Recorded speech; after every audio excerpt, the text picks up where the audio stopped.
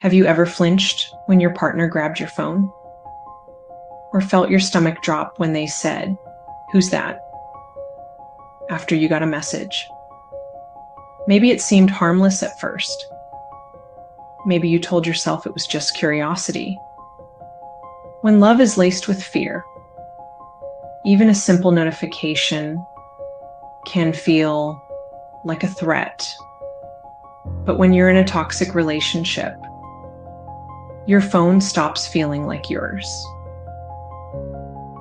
Do you find yourself questioning if your relationship is abusive? Take our "Are you in an abusive relationship?" quiz and take the first step toward understanding your situation. So how do you stay safe digitally when you're already feeling like you're walking on eggshells? Maybe you haven't been able to leave. Maybe you're not ready or can't. Maybe you're just beginning to notice the red flags. In this video, we're going to talk about how to quietly protect your digital world quietly, smartly, and safely.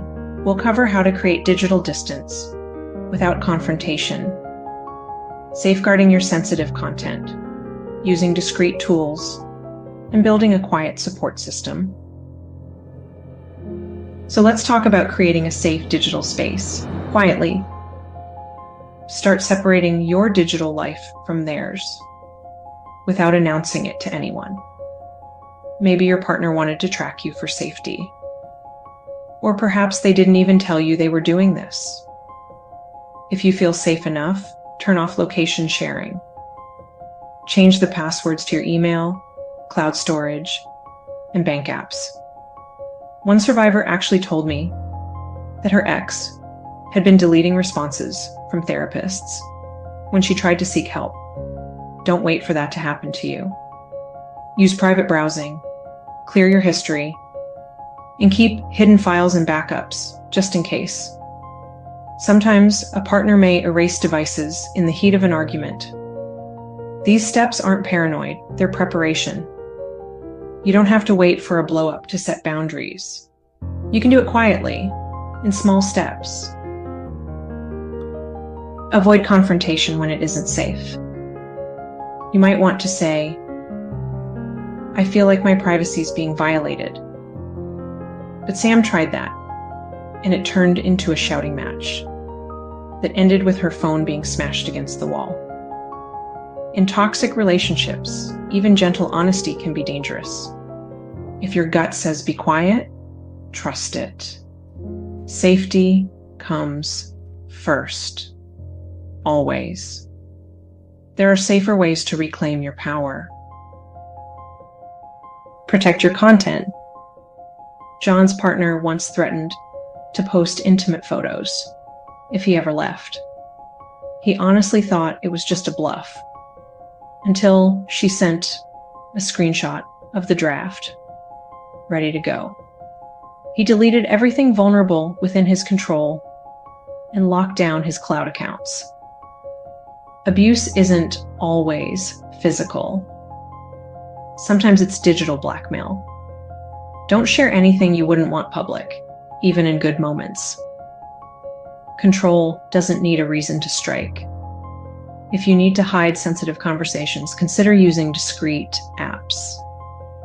Another survivor, Angie, used a hidden notes app disguised as a calendar to journal about what was happening in the relationship. She also used a texting app with a separate login to message her support group. These are not sneaky tactics. They're survival tools. Start building a support system, one thread at a time. Even if you're not ready to talk openly, find one person you trust. Maybe it's a friend, maybe a therapist, or even a support group online. You don't need a crowd, just one safe connection. Start by talking to others, even if you're not talking about the abuse itself. Begin keeping a record, not for drama, but for safety. Having this history, along with current events, has helped many survivors obtain protective orders.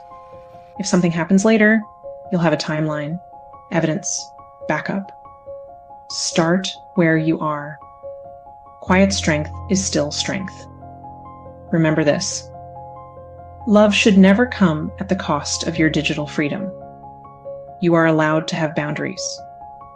You are allowed to say, no, I'm not okay with that, even if it's just to yourself.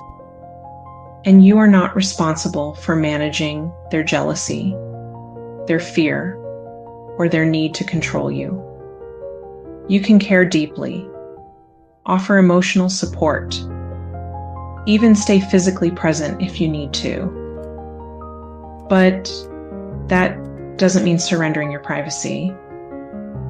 There's a way to stay emotionally grounded while keeping your digital world secure. You deserve to feel safe in your own space, including the one that lives in your phone. Your phone should feel like yours. Your accounts, your messages, your privacy, all of it yours. If someone is using love as a reason to justify control, it's not love. Protect your space. Trust your gut. You don't owe anyone access to your peace. Hey, if you're looking for help, download our free resources. They'll help you understand the patterns of abuse, spot the warning signs, and take your first steps toward reclaiming your strength and autonomy. Thank you so much for watching. Please raise awareness by sharing this with others.